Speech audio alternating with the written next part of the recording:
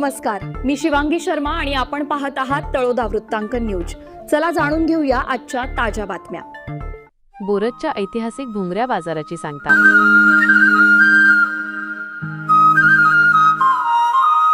लाखो भाविकांची मांदियाळी आणि लाखोंची उलाढाल।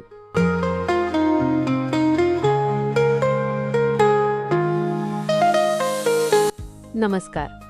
आदिवासी संस्कृतीचा मानबिंदू आणि सातपुड्याच्या दऱ्याखोऱ्यातील अस्मितेचे प्रतीक असलेला बोरतचा भोंगऱ्या बाजार आज 2 मार्च रोजी सायंकाळी 5 वाजेनंतर मोठ्या उत्साहात आणि विक्रमी गर्दीत संपन्न झाला। महाराष्ट्र, गुजरात आणि मध्य प्रदेश अशा 3 राज्यांच्या सीमेवर वसलेल्या बोरत गावाने 2 दिवस जणू एका सांस्कृतिक महाकुंभाचे रूप धारण केले होते। या उत्सवाचे सर्वात मोठे आकर्षण म्हणजे दिनांक 2 रोजी झालेले मुख्य होळी दहन। सायंकाळी गावातील मुखियांच्या हस्ते होळी पेटवण्यात आली असून त्यापूर्वी दिवस मावळेपर्यंत बाजार आपल्या पूर्ण वैभवात भरला होता। विशेष म्हणजे आजही या भागात इतकी कडक श्रद्धा आहे की जोपर्यंत होळी मातेचे दर्शन होत नाही तोपर्यंत परिसरातील हजारो घरांमध्ये अन्नाचा कणही ग्रहण केला जात नाही। विज्ञानाच्या युगातही जपलेली ही निष्ठा संपूर्ण महाराष्ट्रासाठी कौतुकाचा विषय ठरली आहे। शहादा तळोदा मतदारसंघाचे आमदार राजेश पाडवी यांनी या बाजाराला भेट देऊन उत्सवाचा आनंद द्विगुणित केला। केवळ लोकप्रतिनिधी म्हणून नव्हे तर मातीचा पुत्र म्हणून त्यांनी बाजारात फेरफटका मारला। त्यांनी स्वतः हार, कंगन आणि पारंपरिक साहित्याची खरेदी करून स्थानिक आदिवासी कारागिरांना आणि छोट्या व्यापाऱ्यांना प्रोत्साहित केले। भोंगऱ्या बाजार ही आपली संस्कृती आहे आणि ती जपणे आपले कर्तव्य आहे, अशा शब्दांत त्यांनी भावना व्यक्त केल्या। यावेळच्या भोंगऱ्या बाजारात तृतीयपंथीयांचा सहभाग विशेष चर्चेचा ठरला।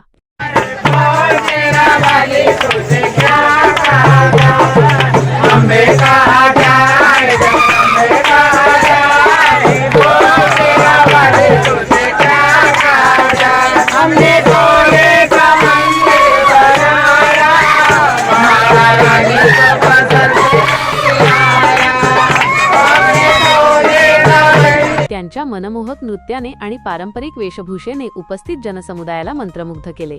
बाजार बघायला आलेल्या लाखो नागरिकांनी कुतूहलाने आणि आदराने त्यांचे सादरीकरण निहाळले, ज्यामुळे या उत्सवात एक वेगळीच रंगत आली।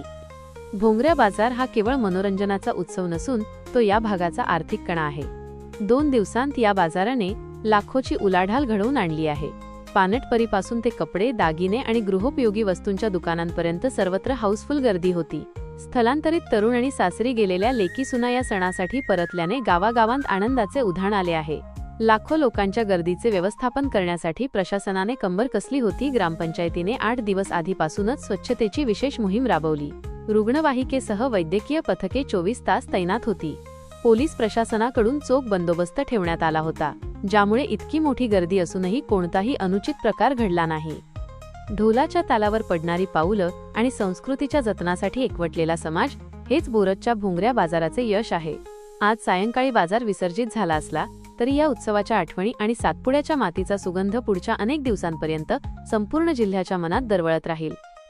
तळोदा वृत्तांकन न्यूज नेटवर्कसाठी मुख्य संपादक दीपक गोसावी, तळोदा।